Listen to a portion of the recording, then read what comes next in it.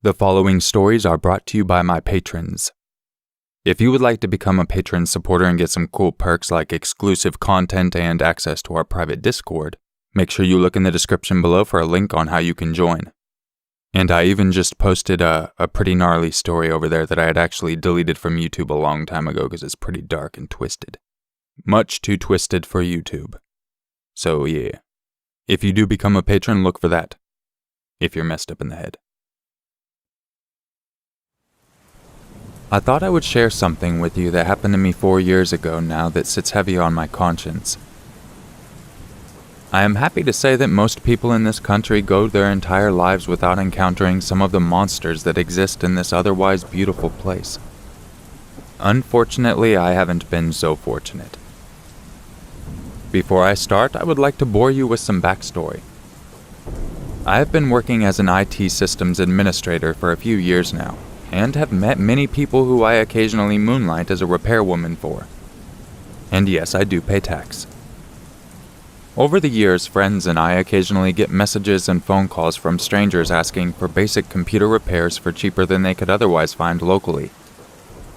For years, I have been overly cautious of people, places, and objects that don't feel right. I have learned to always trust my gut and to err on the side of caution. This story, however, is the one and only time that I ignored that instinct.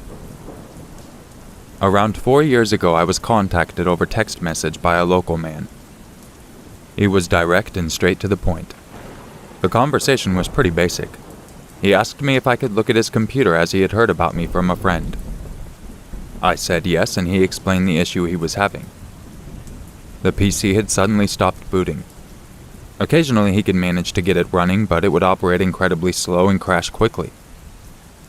I told the man that I would need to inspect the PC myself. However, it sounded like a textbook hard drive failure. I asked the unknown man to call me to discuss an option and when he could bring the PC for me to look at. His response was, "No phone calls. Where can I drop it off and when? I need the things off it as soon as possible." This seems sketchy to me at first. Most people like to talk over the phone about the issues they are having and try to sort them out remotely, and at the very least know how much it was going to cost. I eventually brushed it off thinking maybe he was just well off and was looking for a fast turnaround which he knows only a hobbyist would be able to achieve in this area. I discussed a time where he could drop the PC off at my work, and asked what time he would like to drop the PC off. He did not reply. The next morning at the door of my work there was a PC on the ground with a post-it note crudely marked with my name in black felt tip marker. My boss was not super impressed as our business had quite strict security and members of the public are usually not allowed on the premises after hours. I was ultimately very confused, however. I never got a reply from this man, and as far as I knew he had done a runner. By now I am convinced this guy had some sort of anxiety. A refusal to talk on the phone and deliberately dropped off the PC without a word of warning before our business, not a client-based business, this is an official block, even opened its doors to its workers. Again, alarm bells were kind of ringing at this stage. However, there was no reason for me to really worry. It's not as if he seemed on edge or dangerous. Not that I could really tell from the text messages we had sent each other. I proceeded as planned. Ran diagnostic tools, confirmed it was a dead hard drive, removed the drive, replaced it with a repurposed one, reinstalled the OS, and proceeded to start the recovery process. For those of you not informed of the process, here is the basic rundown. Pull the old hard drive, plug it into a working PC either directly or with a dock, create a virtual clone of the drive, and then perform a recovery using specialized software on the clone. Not the actual hard drive as it may fail during the process. I did this with good results and managed to recover pretty much everything. I copied all his files over to his new drive, reinstalled the applications I could see he had, and sent the computer on its merry way. Later that day, I sent the man a message stating that his computer was fixed and he could pick it up sometime during business hours. He responded a few hours later saying that he was not going to be available until after work. Okay, I thought. That's fair enough, he probably works too. At first, the man asked if he could meet at my house after work the following day, which by this stage was definitely too weird. I obviously declined and insisted on meeting him at a local post office at around 6 p.m. By this stage, I was kind of getting some pretty bad heebie-jeebies. I decided to have a friend come with me just in case things got weird. I have a male friend at work who was happy to come with. We arrived at the post office a little early and sat on a small bench out front. About 15 minutes passes and the guy finally arrives. By this stage, it's getting pretty dark. Thinking back now, I'm pretty sure he delayed it as much as he could. The man walks up to us slowly in kind of a predatory way, creeping forward as if to make as little noise as possible even though we knew he was there. His gray jeans stained with what looked like white paint, wearing a dark hoodie covering his head. All we could see of his face is the protruding long gray tattered beard. The man stands in front of us while I introduce myself and my friend. The man does not react at all, instead seemingly looking me up and down for what felt like minutes. I could smell his breath from where I was standing, and his silence was only broken by the sound of his nose hairs whistling as he breathed. I eventually try and speak to him about his PC, stating that it was in fact a dead hard drive. However, before I could finish speaking, he interrupts me mid-sentence with a raspy voice, the kind of voice that makes you tingle at the back of your throat. "Is that the computer?" I responded, "Yes." "Did you get everything back?" The man quickly responded in more of a statement rather than a question. "Yes, I told you in the text message." In a quick and angry voice, he then asked me, "Did you go through any of it?" "Of course not." "Are you sure?" At this point, I was getting really weirded out, and my friend could tell I felt threatened. I do not deal well with older men, and he knew it. He swiftly responded with, "Look, man, the computer's fixed and you have your data back. Do you want it or not?" I looked at my friend and then back at the man. He looked me up and down one last time, thrusted some notes into my hand, quickly grabbed the PC and swiftly but silently walked away to the car park. We got back to the car and I soon realized the man had paid me $400 for a simple repair. We never discussed the price, as that usually happens in the early discussion or as they return for their computer, but usually this would cost around $150. I was shocked and very happy. My friend was not so happy. Something was off about that man, and now I'm even more convinced. Did you notice how he was so intent on you not going through his data? I agreed. Something weird was going on. Although I'm not supposed to, and doing so is kind of a breach of privacy, my itch to know what he was so paranoid about was strong. The next day at work, having been bugged by my friend, I finally decided to take a look at the contents of the clone drive. I noticed pretty quickly that it was quite large, around 250 gig for what was essentially a Windows install and some basic applications, photos, and a few downloads. It can be tricky to find what's taking up so much space sometimes, but using a tool like Space Sniffer can really help. I booted the program up and quickly found a zip file hidden in the Windows folder under a very long tree of folders.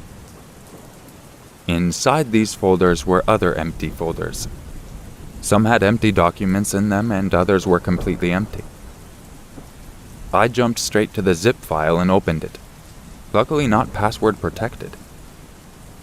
What I found inside makes me sick, even more so given what I have been through in my life. Thousands and thousands of images and videos of children, some suggestive and others more. I opened 3 or 4 photos and immediately felt lightheaded and sick. I quickly closed the zip folder, shocked. Oddly enough, it did not settle until sometime later what I had found. All I was thinking about before that was what would happen if my colleagues saw those images in the building.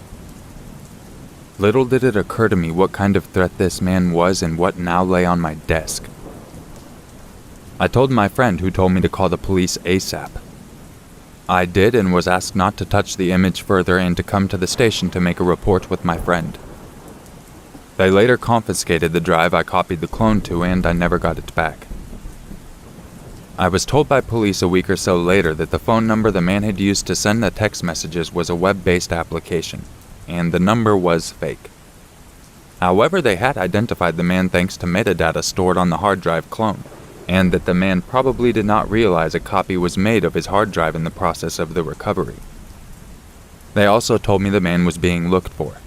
However, his last known residency was in a different state. The police believed he was staying somewhere without a lease, with a friend, or simply squatting and has since skipped town. It has been 4 years now and I've heard nothing. I am still paranoid he's going to come by my office building again and follow me home. I have surrounded my house with self-defense items just in case, and my home feels safe. However, work not so much. Like I said earlier, most people go through life without even seeing the scum of society. I have experienced it myself 3 times now and I am done. Never ever again.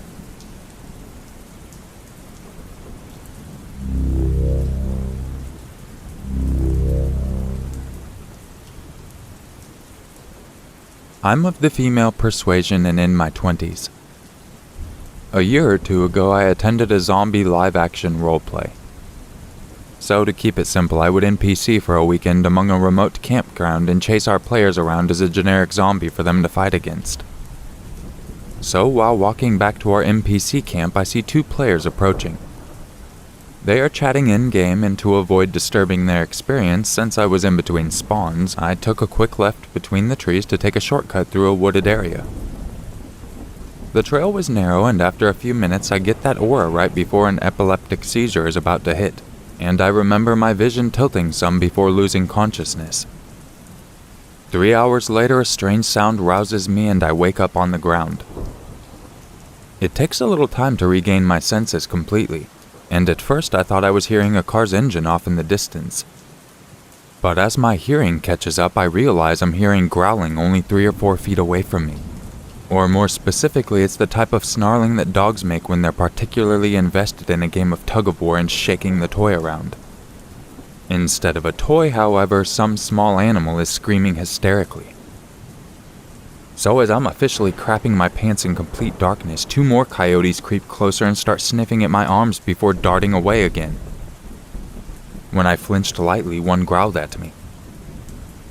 Now, it's incredibly rare that these animals will attack people outright, but I'm also very aware that I'm between 4 coyotes who are literally in the middle of hunting, and are now nervous of my presence, which understandably caught them by surprise.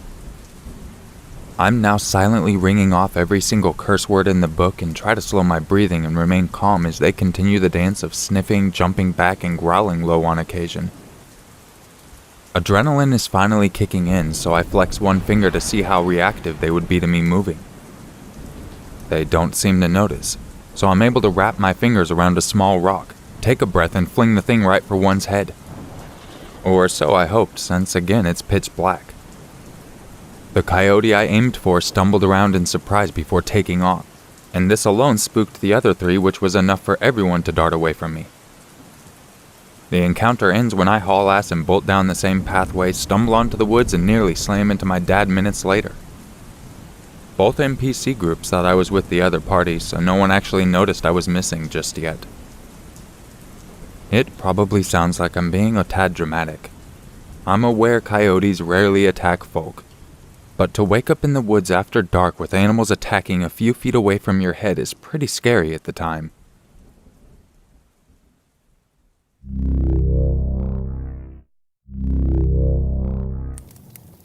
First and foremost, I need to make this very clear. The local law enforcement has been very well notified about this situation, and my family has a member of a federal agency that is aware of the situation as well. I know that people like to dive into stories posted sometimes, but please know that the situation is being taken care of as we speak. I also have no issues submitting proof of this story, but only once things have been taken care of legally. But for the utmost safety of my family and from the guidance of my lawyer, law enforcement, and family, I will only be posting information I choose to share for the time being. please understand that. Now, what's been going on? Less than half a year ago, my wife and I purchased what we considered our dream home. It's exactly what we've been discussing about what we wanted in our home to raise our family since we started to get very serious as a couple.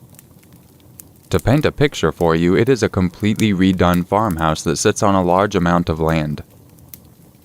We have a very long driveway that takes you right up to the side of the house. The house cannot be seen from the road we live on, simply just because of how far back and where the house sits. Our neighbors are a pretty good distance away from us. They are both an older couple, and they have been very vocal about how happy they are that we are there. They have been great, and could not have been more welcoming to me and my family during the initial move-in process. My farmland is mostly behind my house, with only a little bit of it starting on the right side of the house, and then a few acres on the left side. On the left past my property is kinda dead land, where no one owns it or takes care of it. After my property ends, there is a huge amount of brush and grass built up, and there's a ton of large trees that scatter right up to my neighbor's property. These trees are just a small patch of woods, but it is probably around an acre long. Behind my house is a very large barn. The barn isn't far from the house at all. If I were to guess, it's probably 50 feet behind it. Even though the house is gorgeous after the major remodel and the previous owners did sell the house, the barn is in its original glory. It's old and sort of falling apart. I have made it very clear to my daughter not to go in certain parts of the barn simply because I don't trust the old wood to hold it up. This barn is not locked ever.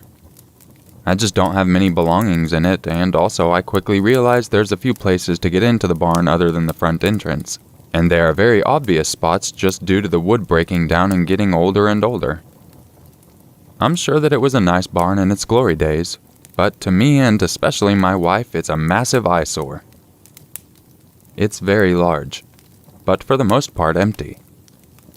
I keep my riding lawnmower in there, and I have some miscellaneous tools in there as well. The barn is never used by us. 4 days ago, my daughter came running into the house terrified.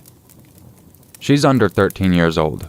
Again, I'm choosing to vague in some parts of the story just for protection, and I immediately thought that she was playing outside and walked up on a snake.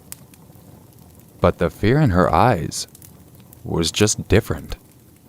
She ran full force into my body and grabbed onto it with her life. She was hysterical. After a minute of trying to calm her down enough to get a word out of her, she told me that she found bones in the barn.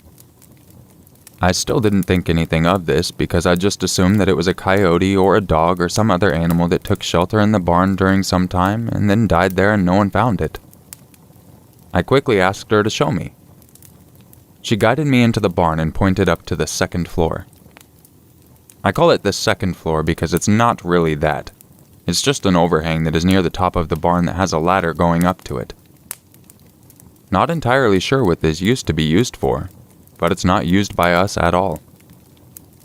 I also know that there's zero chance that a dog or fox or any other four-legged animal stumbled into that part of the barn for shelter, since I've never seen a dog climb a high ladder.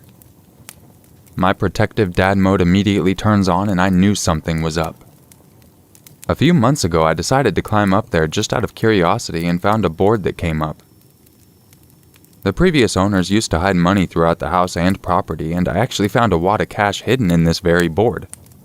But after that day, I never went back up there. Once I climbed up, I saw that my daughter found that board and lifted it up. But she did not find money. There was a trash bag with multiple bones inside of it tucked inside the hidden spot. This is hands down the scariest moment in my life, because I know for a fact that this had been placed there recently, because when I was up there, it wasn't there. I immediately made phone calls and the local police and crew came out. The entire property was overran with different types of vans and cars. My family was questioned very intensely for about 2 hours, asking us every single question you could possibly ask someone. One of the officers pulled me aside and told me that they are in fact what I feared. Human remains. After the longest day of my life, some information came out from the last owners that there was a problem with squatters in the woods on the very edge of my property. I had never seen anyone roaming around or any sign of anyone going through my things. Looking back now, I made a very dangerous and idiotic mistake. I installed a camera system when we first moved in, but made the decision to only put cameras facing the front of the house and driveway. I figured there was no rush to get to the cameras in the back. Easily one of the biggest mistakes of my life, since we would have been able to have footage of the person going into my barn with this bag. When going through the camera footage with the officers, we discovered something extremely chilling that I somehow never saw, because up to this point there was no reason to check the cameras. Caught on the camera exactly 5 days back, at the early hours in the morning, the side motion light of my house turned on and you could see multiple shadows on the ground of people walking by. But that absolutely is not the part that made me shiver and make this grown man almost fall to the ground in tears of fright. When going back to the footage, every night after the 5-day point leading up to this point, every single night, 2 men wearing some sort of identical masks and completely covered in clothes head to toe would walk up my driveway and just stare at my house. The shortest time they stood there was a tiny bit over 20 minutes. The longest time they stood there was right under 2 hours. Standing there, completely still, just looking at my house. My hands are shaking so bad just typing those sentences. The local police put us up in a motel around 30 minutes outside of town, promising us that they would make routine drive-bys every 30 minutes to check on us. Why they would not have officers posted outside the room at all times, I have no idea, and I am extremely upset with that decision. We were in that motel for 2 nights. The first night I got 0 minutes of sleep. I held my family extremely tight and watched the door for every single second that night. The police did hold up their promise of checking on us. On the second night, around the similar time of the 2 men we would catch on camera, we awoke to an extremely loud banging on the front door of the motel. I jumped up and went into panic mode. We waited in silence, and nothing happened. I got on the phone and dialed my direct contact line to the police. Within only a few moments, an officer was at the motel. We were taken to a new location and have been here for a few days. My family member in the federal agency has intervened and is personally taking care of us. This is an ongoing investigation and I cannot give more details than what I have given already in this post. My family is safe and I am safe. I again beg for the privacy of this situation outside of what has been given in this post. I will 100% sure update on this account once everything has been taken care of, and I will make sure to update you to tell you that we are safe once we are for good. My family is in extreme fear of the unknown. We have no idea why any of this is happening to us. And even though it all just started, we are so ready for this to be behind us. I spend all of my time just staring out into the distance, waiting for those unknown men to come take my life, my daughter, my wife, and my unborn baby. Wherever they may be, I'm here, waiting and ready for what's next. A couple edits that they added after the fact. As I was expecting, some people are finding this story to be fake and my account to be fake. Perfectly normal reaction that I expected. Like mentioned though, I will happily give proof once I am given the okay. A lot of detail has been removed from this story. Please keep in mind that this just happened to my family and I. There are still answers that we simply don't have, and I will not for an unknown amount of time. In order to not risk any sorts of leads, clues, or anything, I just told the very stripped-down version of what has happened to us. I have been told that things don't add up, and that makes perfect sense considering there are portions left out. Because right now, at this moment, they simply just have to be. I hope you can understand that.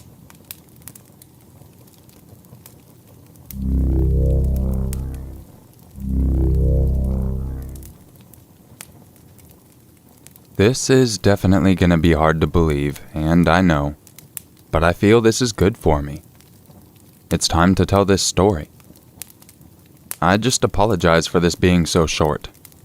Currently it's 1:05 in the morning, and honestly I don't think I can write this any time but now. So, here we go. Back in 2017, my cousin Austin killed his ex-girlfriend and then himself. I hung out with him the night he did it. According to the police, at about 7:30 a.m. he got into an argument with his girlfriend's mother over the girlfriend leaving him. He got angry and pulled out a pistol and shot her in the abdomen. When the girlfriend came rushing into the room, he shot her too. Right in the chest. Then he went into another room and shot her sister. Allegedly, he left them to bleed out. He just walked out of the house and drove away, going straight to mine. Although he didn't show up to mine until about 4:30 that day. But I swear he acted normal. Nothing unusual, at least to me. All couples fight, so when this happened I figured he was just in a bad situation. He told me he was having some relationship issues and needed to stay somewhere. So I ordered pizza and we watched a Netflix documentary. A few hours later though, he said he was gonna crash. So I gave him the guest room and went to bed soon after. But by the time I woke up, news of the family's murder actually broke. Austin's picture was on my TV screen and he was long gone. Immediately I called the police and informed them that the boyfriend of the victim stayed at my house. And before I knew it, a state trooper was outside my door. Without hesitation, I let him in and we discussed everything. Whether it was the color of his shirt or if he had sweat on his brow, we covered it. But that's when he got the transmission over his radio. Suspect's been found. They found him on a dirt road about 3 miles from the murder house, dead in his car. He shot himself in the head. He still had the gun with him. He could have killed me. I could have been one of his victims. It's been years, but I still get nightmares. No one in the family really talks about it anymore. We've put it all behind. But the fact that I was around him after he did such a heinous thing is just unbelievable. I slept in the same house as a killer and didn't even know it. And that's what scares me the most.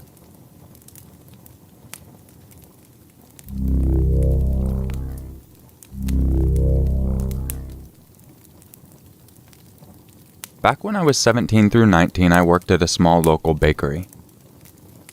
There were less than 15 employees spread across the night and day shifts, so we only had a few people working during the day. One of these people was Dave, the delivery driver. Dave immediately gave me an off vibe. He was in his mid-50s and way too friendly to a teenage girl. But the boss told me straight up that yes, he could be annoying, but no one worked harder than he did, so just ignore his antics. When I signed the paperwork, they never asked me to submit to a background check. In hindsight, that should have been red flag number 2. Over the course of the year or so that I worked with Dave, I tried very, very hard to ignore him. He was rarely outright creepy, but he was always just a bit too friendly. He would stick around long after his shift was over and talk to me and the other pastry chef on shift. He always wanted to lick the bowl after I made Rice Krispie treats. He would always stand in front of the racks of equipment or ingredients, just enough that sometimes my hand would brush him while reaching for something. He always stood just a little too close. He was constantly asking me about my life, what I liked, what I did for fun, if I had a boyfriend. Almost daily he would tell me how a nice girl like me should have a boyfriend. How maybe a boyfriend would be good for me. I let this slide because sometimes older people can say things that were meant differently in their time. Then it was the concert invites. Every other week he had tickets to one concert or another. Once he figured out my genre of music, it was almost exclusively tickets to bands I desperately wanted to see. But I also knew that I should not go anywhere with him. I don't like to associate with coworkers outside of work anyway, and I had seen way too many red flags about Dave to trust him for even a second. My birthday came. He brought me a t-shirt. It was 2 sizes too small. He told me to try it on, and I said no. He told me to try it on after work and text him a photo. He gave me his number and he asked for mine. I said no. He asked the other pastry chef for my number. She had my back and refused him as well. He also brought me 2 tickets to a band I'd been wanting to see. VIP section 21 plus only. He said he could get me in, but I would have to go with him and him alone. I refused. He told me he could get me booze. I declined. For months and months this continued. I brought it up to one of my bosses, but they laughed it off as classic Dave. When he wanted a hug on his birthday and hugged me without my consent, there's Dave for you. Offering to get me booze or pot? Ah, Dave, you scamp. When he pulled up his shirt and showed me his abdominal scar from a snowboarding accident. Well, that's just Dave. No respect for boundaries, but a good worker. I seriously considered having one of my big, strong male friends come in under the guise of being my boyfriend just to placate Dave. I was repulsed by him, but he hadn't really done anything to classify himself as a predator. Besides asking for my number, he had never tried to harass me outside of work hours, and besides the odd hug or two that I was too afraid or shy to refuse, he hadn't gotten super physical. Then one day, Dave was gone. His name disappeared from the employee roster. My boss asked for me to see her in her office. She informed me that Dave was no longer employed at their business. Dave had been fired. Dave was fired because Dave was a convicted sex offender. Davey here had 2 counts of rape and 1 count of kidnapping a minor from the mid-90s. About the time I was born, actually. They had never background checked him, and when they contacted a friend in the police department, they found out that Dave had been lying on a lot of paperwork, hiding the fact that he was a convicted felon, and not notifying anyone when he moved. Once they brought this information to the police department's attention, they had a few more charges to add.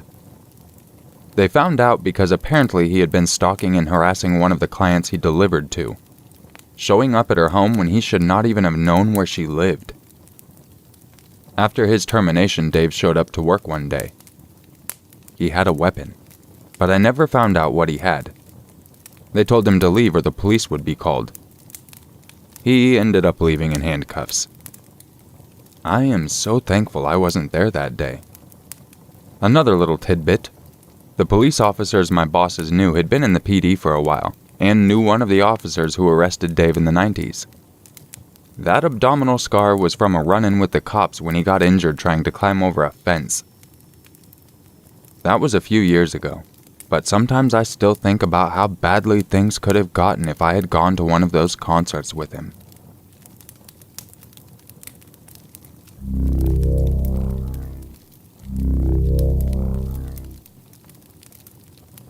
Just a quick description. I am a man. I just also like to feel attractive and wear beautiful but identifiably masculine items of jewelry to make me feel more attractive. They are also very Jewish items, which is important to me. Also, the crocheting is just so I don't have to spend a lot of money on new blankets I've outgrown. I don't know how to crochet very well, but I'm trying. This just happened a few days ago. I'm Jewish and I wear 2 items of jewelry that I am very attached to.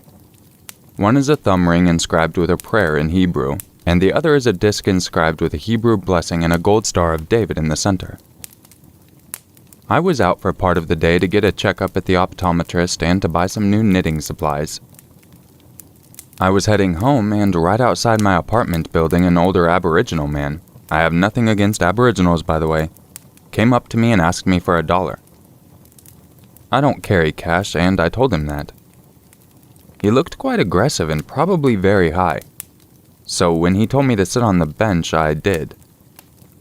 In hindsight, I should have walked away, but he was definitely high on something that made him very aggressive, and I'm a somewhat shy person.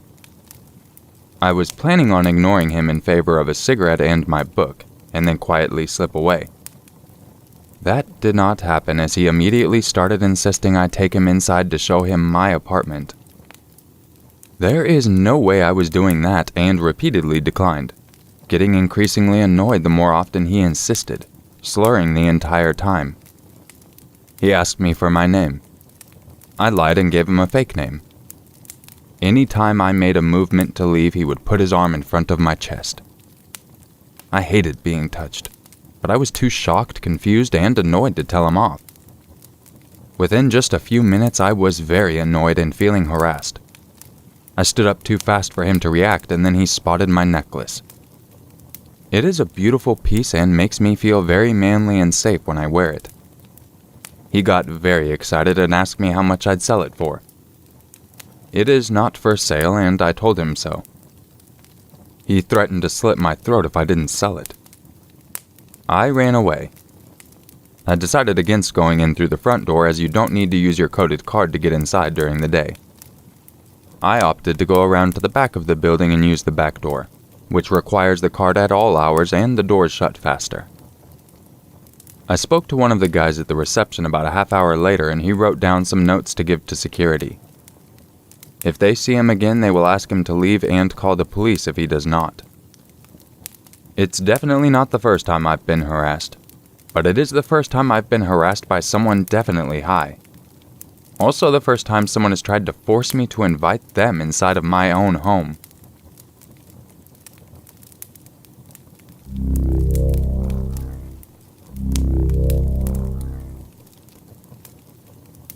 I'm a 28-year-old male, and this event happened a few years ago.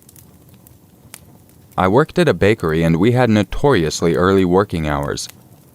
So early I couldn't even get a bus or any sort of transport. It was midwinter, dark, and around 4:30 a.m. I was walking to work, a route I took daily, only 10 minutes from my home when I see two men walking behind me. They were a few paces off, and I had been mugged before, so I knew to try and lose them without outright running. I crossed the road. They did too. I took a different road. They did too, and quickened their pace. They stopped me, and I knew I was fucked, but stood my ground and hid my phone in my pocket. When I had been mugged previously, they stole my phone and kicked my head in, and broke my nose and my eye sockets for good measure. So I didn't really want a repeat. One of the guys stopped me and asked me if I knew what time it was. I did, and I told him. He didn't seem quite impressed, though, and asked if I could call him and his friend a taxi. I was a little confused, but said I didn't have a number for the taxi. He seemed to get more annoyed and pulled out his own phone to tell me the number. First thing that went through my head was, why is he asking me for the time when he has a phone?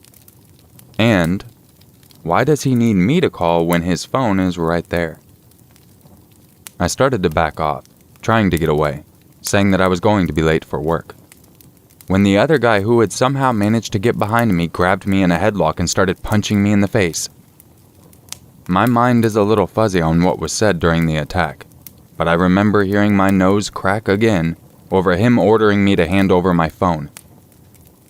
He called me a motherfucker among other things, which I can't quite remember. I somehow ended up on the ground with him kicking the back of my head, while his friend grabbed my phone out of my pocket.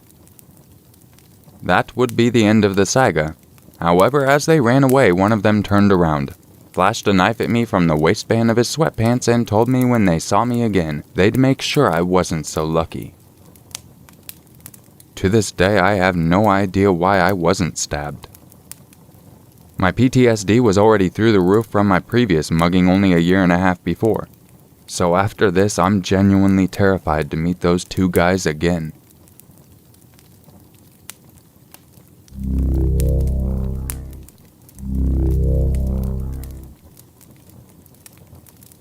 Back when I was a kid, my mom and I had a deal.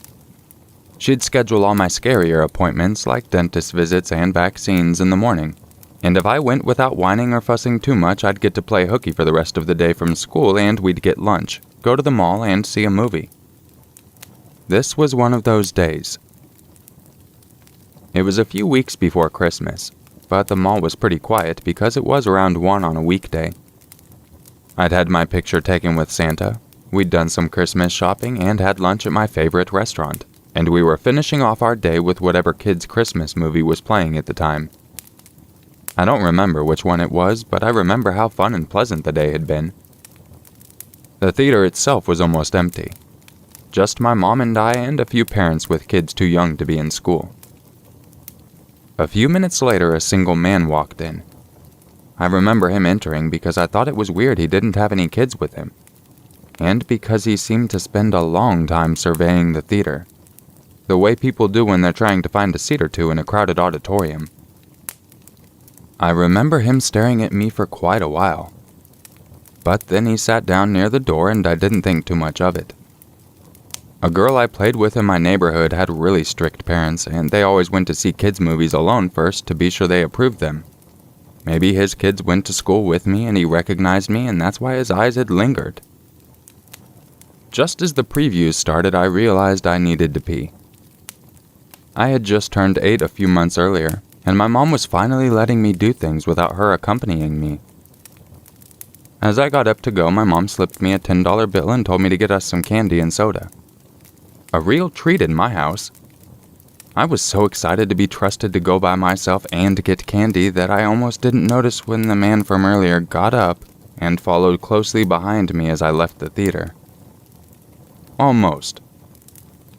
As I was allowed to do things by myself more, my parents had drilled into me that I always needed to be aware of my surroundings and anything that felt off. And the way he bolted from his seat to follow me out of the theater felt off. To give context, the movie theater was attached to the mall, so the main entrance was through the mall itself. To make getting out a little easier, there were a few exit-only doors that led to the parking lot. The restrooms were right next to these. The man followed me all the way to the women's bathroom, not close enough to immediately spook me if I hadn't noticed him, but close enough that any passerby would just assume he was a father trailing behind his daughter. After I got to the restroom, I peeked out. He had stationed himself just outside the entrance to the bathroom on the side closest to the exit. I'd told myself that maybe he needed to use the bathroom too, but clearly he didn't. So I peed and then I waited. And waited. I heard a man's voice just outside joke with someone about how he was waiting for his daughter who was dwaddling. I knew my mom wouldn't get too worried and come look for me immediately because she would assume I was online to get snacks, but I couldn't get back to her without going past the man. Finally, a nice-looking older woman came in. As she was leaving, I told her I'd forgotten how to get back to my theater where my mom was waiting, and asked her if she could walk me there. I held her hand tightly as she cheerfully told me that she would be glad to help. As we left, the man waiting took a step forward, like he'd been waiting to grab me.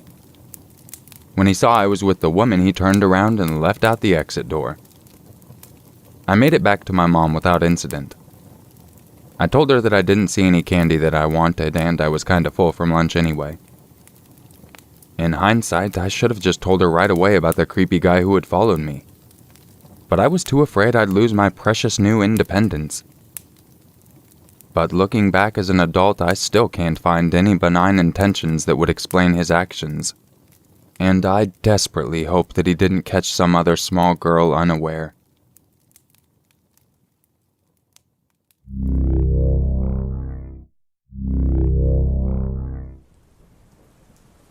This past Monday, my coworkers and I returned to our hotel from a day of work out in the field.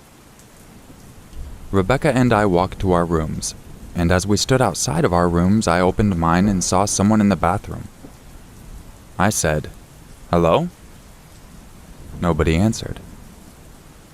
My first instinct was that it was a cleaning lady in there for some reason, and then I saw my bag with my clothes in her hands. I said to my coworker, "There's a woman in my room." Then I asked the woman, "What are you doing with my stuff?" It gets a little fuzzy here because I can't remember everything I said and what she said, but she kept mumbling about how her key still worked. How it still worked and that's how she got in. I was in shock and she was obviously very flustered, having been caught mid-robbery. She dropped my bags and fumbled around with her purse and a white plastic bag. By this time, my coworker was behind me watching all the insanity unfold. This woman was scrambling and walking towards the door, and I said, "What's in the bag?" thinking it was probably my stuff. And so she said, No, it's just my things. I'll show you." And she did. I looked and I didn't see anything of mine. And since I'm obviously in shock at the time, I let her leave. I went into my room and it's been ransacked. I did a quick look around to see if anything had been taken. All of my electronics were still there. Then I went into the bathroom and I saw my underwear, my bikini, and my clothes shoved in my own bags randomly. Even my passport was shoved in there. Then I looked at the counter and I saw that she had gotten into my medication. I'm not sure what was going through my head at that moment other than I wanted it back, so I ran out the door to find her. I ran to the laundry room downstairs and out the sides of the hotel, and I didn't see her. I realized I was never going to find her, so my coworker and I went down to the lobby to tell them what had happened, and then we called the police. We went back up to my room to wait, and I noticed there was a metal bat on my bed, a little larger than one of those novelty wooden bats you get at a baseball game. But there's also a flashlight on the end. She must have left it behind in a hurry. She also left a necklace that must have fallen out of her bag when she was scrambling with mine. I was mostly freaking out at this point because I thought she'd gotten away with my medication that I needed. The police got there and took our statements and looked around the room as well. One thing that I noticed was that there were bits of drywall in the sink, and I pointed it out to the cops, but none of us really knew where it came from. We started looking at the door and windows to see if she had pried her way in somehow, but there was nothing. So we kind of just went with the idea that she had a spare key or something, even though the hotel front desk was adamant that there was no way that could be.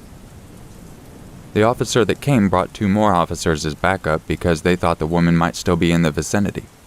But after our statements were taken, there was nothing else they could really do, so they left. I sat down to finally make some calls to people. And as I'm on the phone, I'm thinking about the drywall in the sink, and it still didn't make sense to me. So I'm on the phone and looking at the drywall and the mirror on the wall right behind it, and then it hit me. I got my coworker and asked her to help me pull the mirror off the wall. And we took the mirror down, and there's a hole just big enough for a desperate junkie to squeeze through. I asked Brian and Rebecca if I should call the cops again to let them know that I had found this, and my boss said, "There's still 2 cops in the parking lot." So I went down to tell them, and the female cop kinda rolled her eyes, but the young guy said, "I'll come check it out." They both came up and looked in the hole, and found a pillow, blankets, cigarettes, clothes, and toothbrushes. This woman had been living in the wall behind my mirror for God knows how long. She had access to me and my room at all times. I know it might be hard to picture. There was a crawl space about 2 feet wide in between the 2 rows of rooms. One of the officers called the original officer to come back and take pictures of this. She explained to him what was going on, and all I heard over the radio is, "No fucking way." He comes back, takes pictures, and is just as mind-blown as the rest of us. Obviously, we packed and left immediately. What's even crazier is she probably had been there a long time. The last time we stayed at this hotel, I would randomly smell cigarette smoke, and I just assumed someone was smoking in their bathroom and it was traveling through the vents. But nope, a junkie was smoking just on the other side of the mirror. She had access to other rooms too.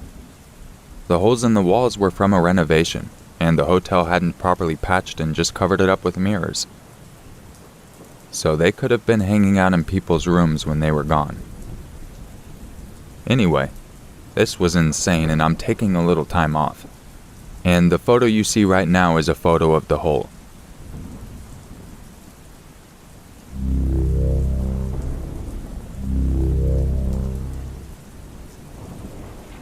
My husband and I were at the supermarket and our baby was being especially fussy. So he took her for a quick drive, the motion of which usually calms her down. It only took about 10 minutes to settle her and I was still in the store, but was unsure how much longer I'd be and there's poor cell reception inside. So he pulled back into the parking lot to wait for me. It was an unseasonably nice day, so he took her in her car seat to sit on one of the benches outside of the store. He took a business call and had just sat down, absent-mindedly rocking the carrier, when a woman well-dressed in her mid-30s, average height with a fit build approached them. It's not uncommon for people to ask to play with our baby. Soft wisps of gold hair and the most adorable gurgly toothless grin, especially when she's deep into a good nap. But her nap schedule is paramount, so my husband was preparing to tell the woman that she actually couldn't play with our baby right then. She walked over right in their direction, brimming with nonchalant confidence, and before he can even finish his sentence explaining that she was napping and not to be touched, she picked up the carrier and started walking off. He was in shock for a minute, not fully believing someone would be ballsy enough to do something so sinister in plain daylight. So he said, "Excuse me, put her down," as his panic mounted. She remained calm this entire time, but when he called after her, she started walking away more briskly than when she'd approached. He ran full speed ahead trying to grapple the carrier out of her hands, finally resulting to restraining her arms. This woman yells, "Help! He's trying to take my baby! Kidnapping! 911, help!" kicking him in the shin and pulling a pink bottle of pepper spray out of her handbag. Of course, no one in the parking lot was clocking the earlier interaction and assumed he was a kidnapper. A lone man in a Deadpool t-shirt versus a tiny, well-dressed woman. Immediately, a man knocked my husband to the ground and was holding him down. He could hear bystanders encouraging the woman to file a police report, but she was doing a very convincing job of acting shaken up and insisting she just wanted to go home. To make matters worse for my husband, she was driving a minivan. He was in a raw state of panic, realizing that the entire parking lot had banded together to inadvertently facilitate the kidnapping of our daughter. He was begging and pleading with them, but no one was listening. They just kept screaming at him that the jig was up and he needed to lie still and wait for the police and stop terrorizing a young mother.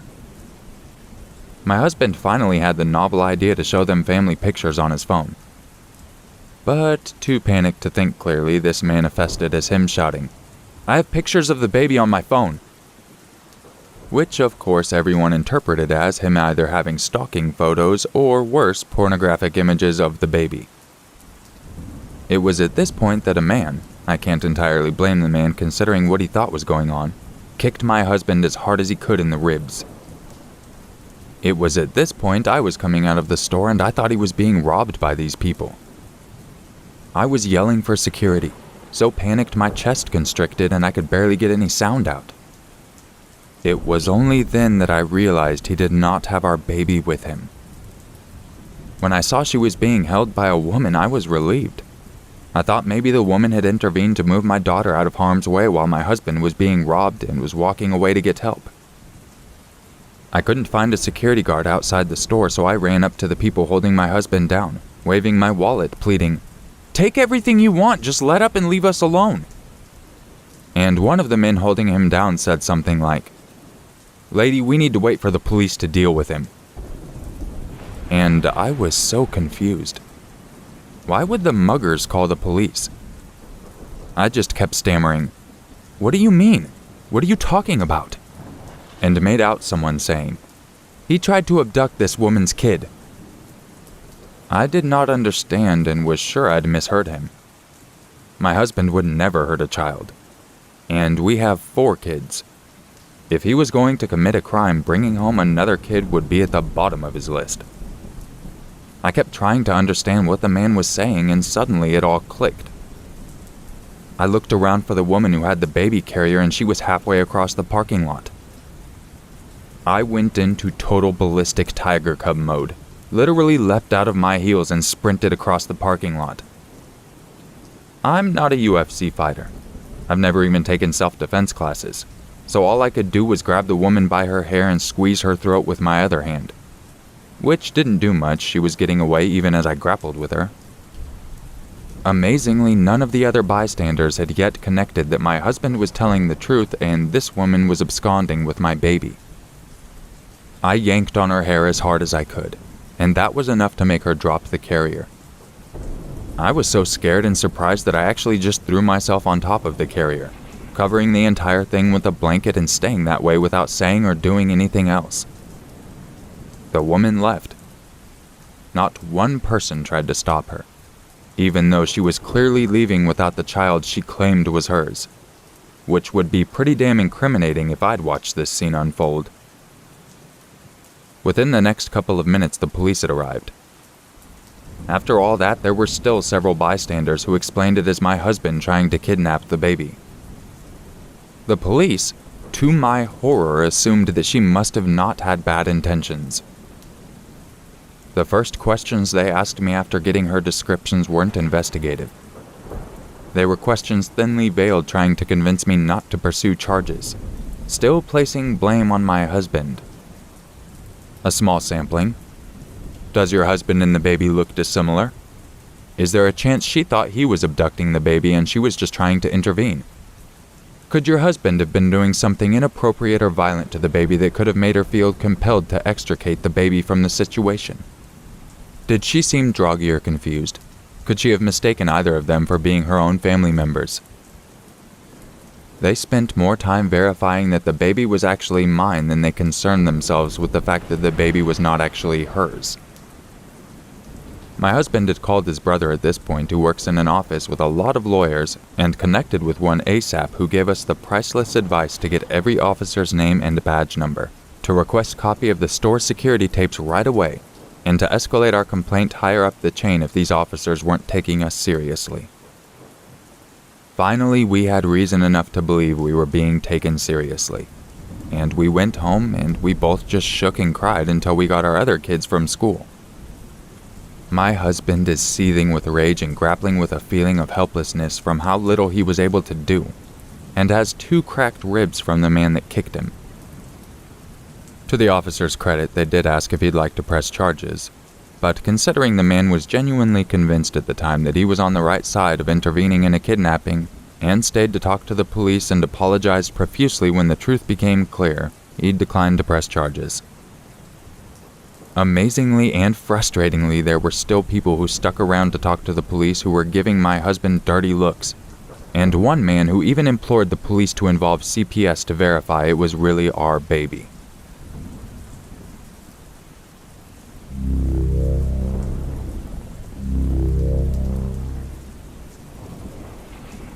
When I was 7 or 8, my family went to the beach and rented a room.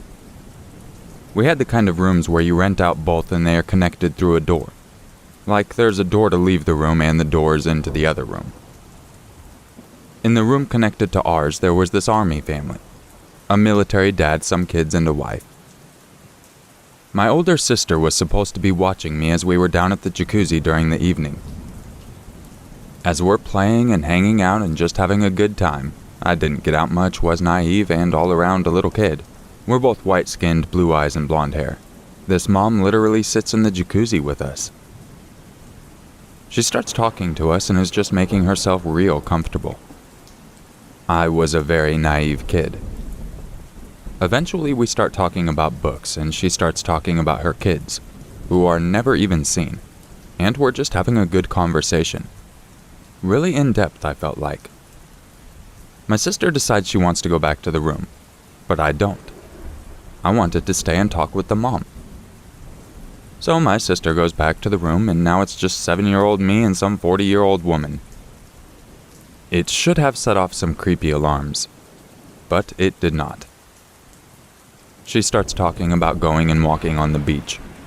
It's like 10 p.m., and she wants to go and walk on the beach and get shells. I thought it was a great idea. I get to walk on the beach at night. I felt so free and like a big kid. I didn't need my sister or anything. So I run back to my room and tell my grandparents that I'm walking on the beach with Sue, or whatever her name was. I remember my grandmother reading her book, barely listening to what I said. She just shooed me off. It is important to know that I didn't live with my parents. So I start walking down the creepy motel corridor. Really was a dark, dim stairwell in a cheap motel on the beach. As I'm walking through the stairwell, the mom's at the very bottom telling me to hurry up and this and that. While walking down the stairs, Army Dad comes hauling ass to where I'm at. He told me, "Your mom is calling you. It's really important, we gotta go." And basically grabbed me by my waist, softly but not aggressively, and led me back to our room. He knocked on the door and explained what happened. I never thought much of it till about a year ago when it came back to me. This woman was leading me away to go to the beach alone at night, and this army guy got a terrible feeling in his gut, so he intervened. As I don't live with my mom, when he said my mom was looking for me, it set off alarms in my head. That's when I realized something was up, so I didn't resist going back to my family.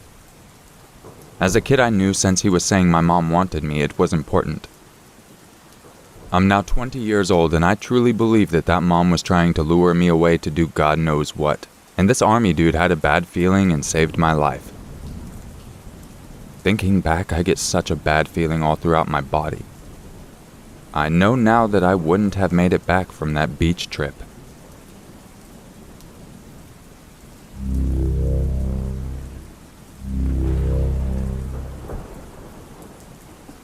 Obligatory happened in college to start.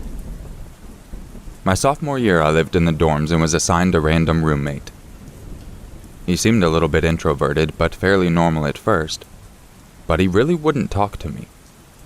I would try to start conversations about things he showed interest in, but he only gave me one-word answers that were obviously meant to end the conversation. I figured he probably just didn't like me, so I decided I'd give him space and leave him alone. After a few days, it started. I would notice that he was always looking in my direction. I chalked it up to coincidence, but it kept happening. Classes started up and I spent less and less time in my room, but whenever I was in there, he would be constantly looking in my direction.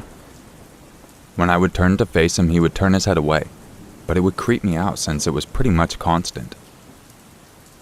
I started noticing that he would lay on his bed to read, but he would always hold the book or papers at an angle that always gave him a direct line of sight to me. About a week or so into the semester, my girlfriend at the time and I were on a morning hike and crashed on my bed at around 2 p.m. We woke up to him standing there just staring at us 2 hours later. He didn't say anything, just turned and left the room.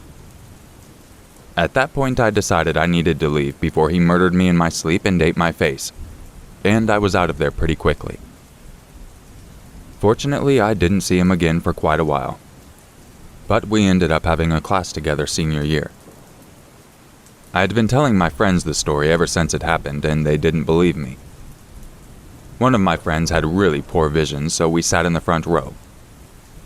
Of course, every time I looked behind me, my old roommate was staring directly at me. Not the teacher, but at me. It didn't matter if I was in the middle or on one of the sides. I challenged them to look back a single time during the semester and catch him not looking at me. Within 5 classes, they gave up and agreed that he was staring at me non-stop, and he was super creepy. My parents think he was in love with me, but I think he still wanted to murder me in my sleep and eat my face.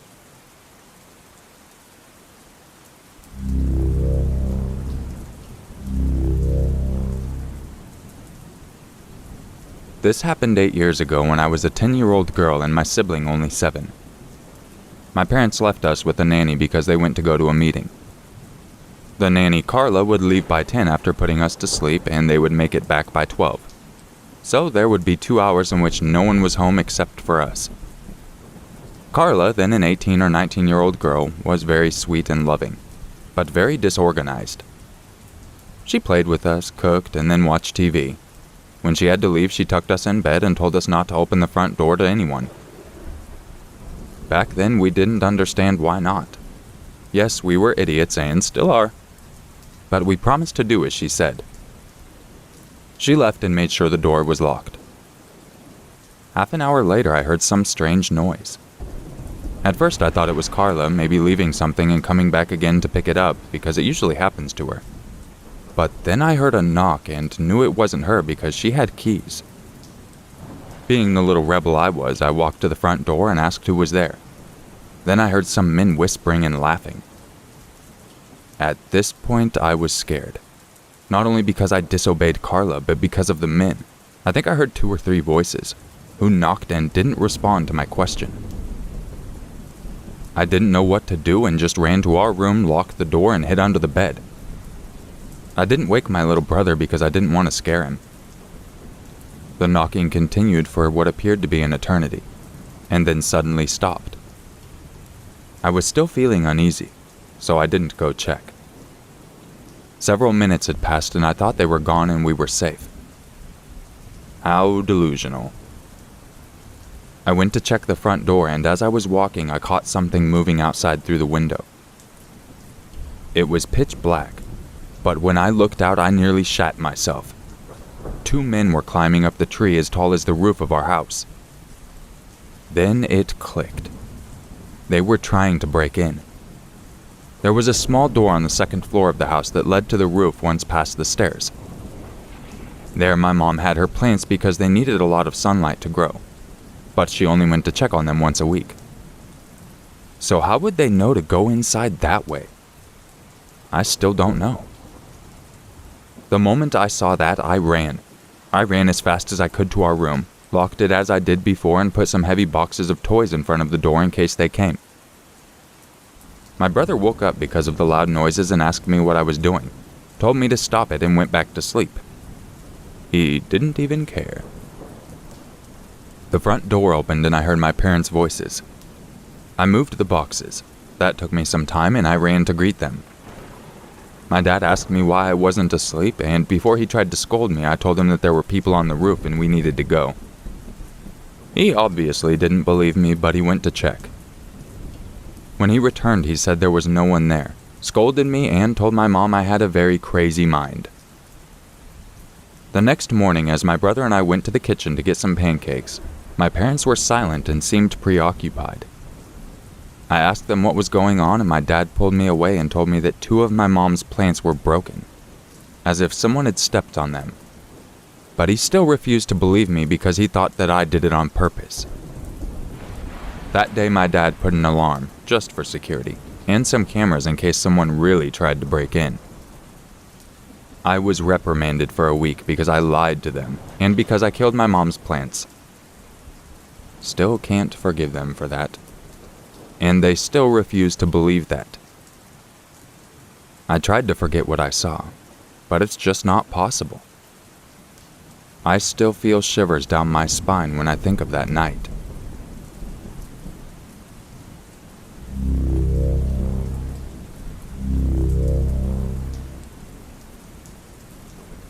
This happened a couple of years ago when I was a senior in high school living in Southern California. It was later in the evening, sometime between 8 and 8:30, and my mom and I had just gotten home from a long day of driving and visiting family to discover that our cat was completely out of food. I was tired of being in the car by then and did not want to go to Petco to get cat food. My mom begged me to go with her, so I finally caved in and said yes. Looking back now, I'm so grateful that I did, because if I hadn't decided to go, I think there's a good chance my mom would have never came home. Another important detail I want to mention is that the windows on the car my mom was driving were extremely tinted, making it pretty much impossible to see into the car. So we pull into the parking lot of Petco, and I look around and notice there's a few other cars, with one parked a few rows to the back of us. My mom says I can wait in the car since she's going in really quick to pick up the food. A minute after my mom walks out of the car and is halfway to the store, the car that was parked a few rows back pulls up to the spot right next to our car on the passenger side. I think it's a little strange, but think maybe the person wanted a closer spot to the store. A man steps out of the car and gets his big German Shepherd out of the back of his car and walks into the store. I'm looking inside the store and notice this guy is watching my mom and following her around, but not enough for her to notice. He gets ahead of her in line and he checks out and stands outside the entrance and is watching her check out. My mom walks out of the store and the guy starts walking behind her. At this point, I'm starting to get a really bad feeling, and I'm very creeped out. When my mom makes it back to our car, she opens the back to put the cat food in, and the guy opens the back of his car, right next to us, and starts talking to her and motioning for her to come look at something in the back of his car. My mom, being completely oblivious, takes a few steps over and is trying to look in the back of his car. His hands start to move towards his waist, and I immediately start yelling for her to get in the car right now. The guy looks super shocked, as I'm guessing he never saw me in the car, and he stops talking to her. My mom looks very confused, but after I yell at her some more to get into the car, she finally does. The creepy guy immediately gets into his car and drives off in a hurry. When my mom gets into the car, I ask her what the guy was saying to her, and she tells me that he was telling her to look at something he got for his dog that was in the back of his car. I tell her everything I observed and that I'm pretty sure he was trying to abduct her.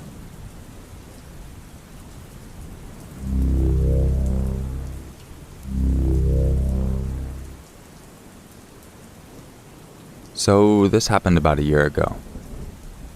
I like to dog sit for my coworkers in the hospital for extra cash.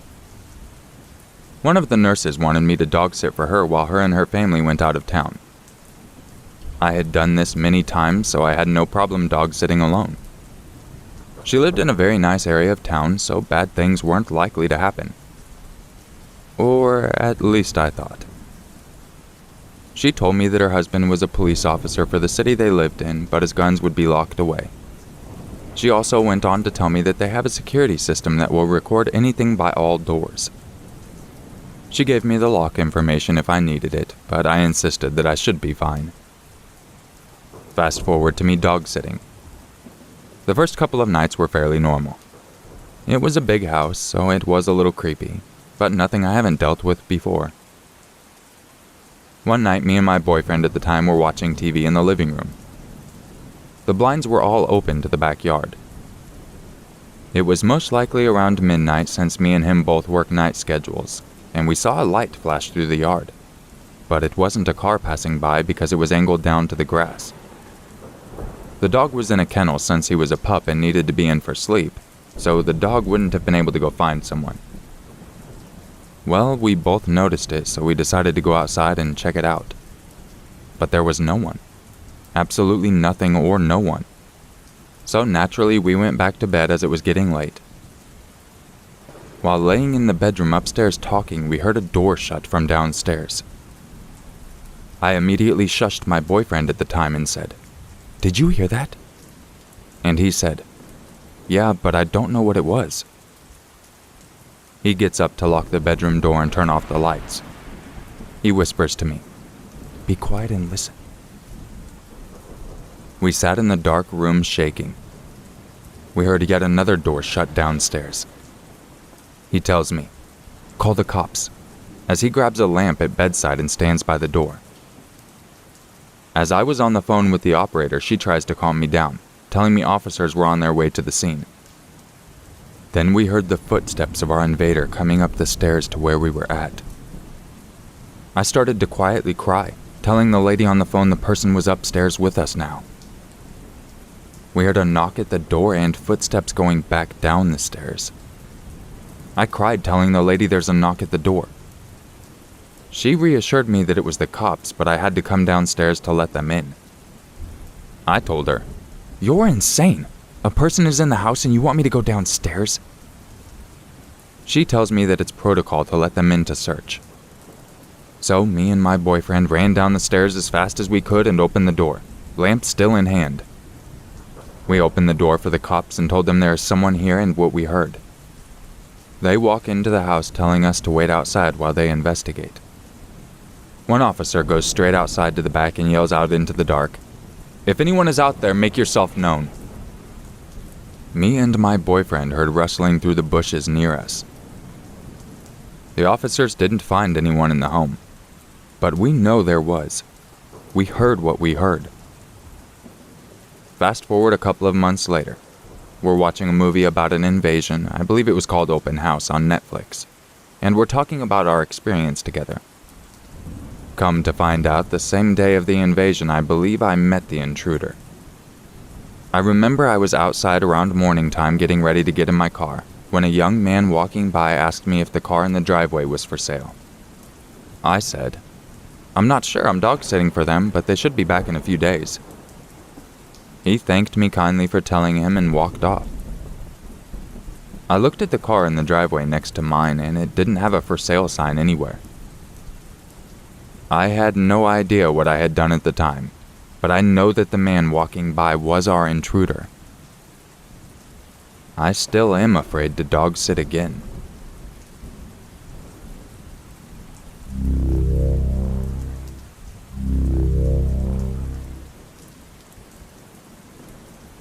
This is a story I grew up hearing my mom telling me. I was really young when this happened, and I know for a fact it was before I was 5. I only have some foggy memory of the event, especially because at the time my mom didn't want to freak me out. Some context. First, we have a family like all over the country. I remember spending so much of my childhood just on road trips from state to visit family, so we know our ins and outs of traveling. 2, when I was a child, I would randomly hug strangers and tell them that I loved them. I was so filled with joy and love that it spilled over onto other people. There was basically only one stranger I never immediately latched onto the second I saw them. And this is that story. My mom was taking me to visit some relatives while my dad was staying at home with my brothers. She had to go house sit and in general is a better caretaker of me than my father, so it made sense that I went with her. We were driving for hours until we finally hit a rest stop and got out to use the restroom. Now, there was already this guy in the parking lot, and according to my mom, it looked like he was watching everyone who was entering and leaving the rest stop. The second we got out of the car, he did too. My mom held my hand as we went into the restroom, but immediately picked up on the fact that I had let go of her hand to hold on to the other hand, the side away from this man. Looking back, she told me that it was clear somewhere in my tiny child brain that I picked up on some sign of danger because I avoided the man as much as I could and would quicken my pace to the restroom and car. I never did that with a stranger ever again. I had never blatantly avoided another adult like that. Anyway, we do our business and head back to the car, and the man had gone back to his car and was watching us leave, only then to follow us in his own car. My mom immediately realized what was going on and tried to shake him off on the highway. He wouldn't budge and tried to get as close as he could. Apparently while doing this, a semi-driver noticed how frantic and off she was driving and could see her looking back at his car. He realized what was going on and drove up to the side of her and kind of made eye contact with her, and they were on the same page from then on out. Turns out the driver called up on his radio to the other drivers and told them what was going on, and a bunch of drivers from different routes nearby came onto the same highway we were traveling on. A few minutes later, they began blocking out the guy's car and essentially trapping him away from my mother, and as she turned on an exit to get off the highway at another rest stop, the original truck driver followed us in. He got out and talked to my mom and told her he picked up on what was happening, asked us if we were okay, and drove us to a Burger King and got us something to eat. We talked and he followed us back onto the road until eventually we went our separate routes.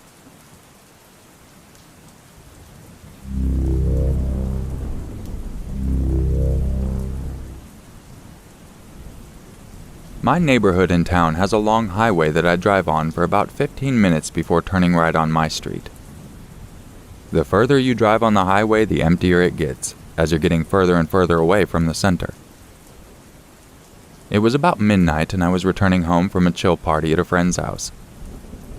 I was on the highway for about 5 minutes when I noticed a jerky movement at a bus stop. I slowed down and noticed there was a middle-aged man, a woman, and a little girl about 5 or so. He was punching her repeatedly, so I stopped the car immediately and called the police. As I pull over, the man notices and stopped hitting her. As I called the cops, I kept observing from a distance. Keep in mind that I live in Midwestern South America, so a lot of times calling the police doesn't help at all. The cops sounded like they didn't care a lot about the call, but they said they were coming anyway. The man seemed really anxious due to the fact that I had caught him in plain aggression, and the woman kept one hand on her bruised face and another holding the little girl's hand. It occurred to me that the man could be armed, so I felt I could not just go away knowing what had happened. So I waited for the cops. The man kept staring at my car and seemed very distressed. The 1 a.m. bus arrived and he pushed the little girl inside, but stayed on the bus stop. As the bus left, he started to slowly walk towards me. I froze and my mind started racing, not knowing if I should leave or stay there waiting for the cops. But before I could make a decision, he ran into a random alley between the houses and I lost him. I called the police once again. They still sounded like they didn't care and said, "Yeah, we'll go." Keep in mind this was over an hour after the first call. Since no one was there anymore, I decided to go home and file a report in the morning. But as soon as I turned on my car, a big SUV came at the speed of light and pulled up right next to me. I almost shit my pants as I see it's the same guy. He asks me if I called the cops, and instinctively I tell him no. He just says, "That's what I wanted to hear." The cops never did show up.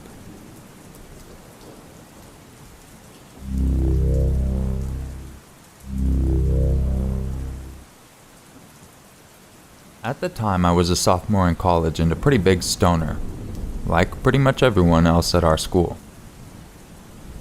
It was a Sunday night and my friend Chris and I were driving to our friend's dorm in a different community.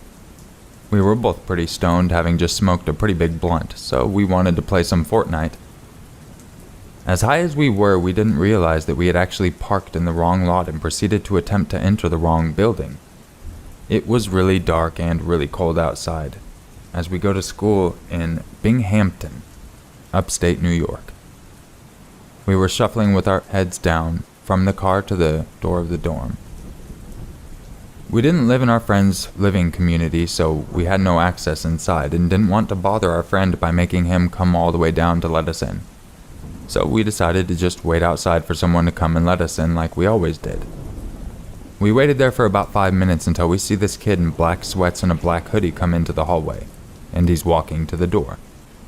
He was walking really quickly, with a blank stare on his face. At the time, I thought nothing of it. That was until he opened the door for us. On his way out, I held the door and said, "Thanks so much, bro. You're actually a lifesaver." And I will never forget the look he had in his eyes. Saying absolutely nothing back, his blank stare turned into the most deranged, sinister grin. My friend Chris noticed it as well. However, we both shrugged it off as just weird. After that, we both figured out that we were in the wrong building and walked over to our friend's actual dorm. When we arrived in his room, everyone was in disbelief. The entire campus was on lockdown because there had been a stabbing in Wyndham Hall, which was exactly where Chris and I accidentally went, thinking it was our friend's dorm. I was pretty shaken by the fact that I was so close to someone getting killed at pretty much the exact time they were being killed. Within 10 or 15 minutes of arriving at our friend's dorm, details about the suspect were released on our university website. They described him as a light-skinned male wearing dark pants and a dark hoodie, which matched the exact outfit as the guy who let us in Wyndham. I was understandably at this point freaking out because of the previous interactions we had with the guy. Why did he give me the weirdest look when I told him he was a lifesaver for letting us in from the cold? Why do I say the absolute worst shit at the worst time? Then the next day, all of my fears were confirmed. The police had the suspect in custody and released that it was Mcculloch, the light-skinned black hoodie dude that was the guy that stabbed someone 7 times in the neck and chest. And I called him a lifesaver right after he did it.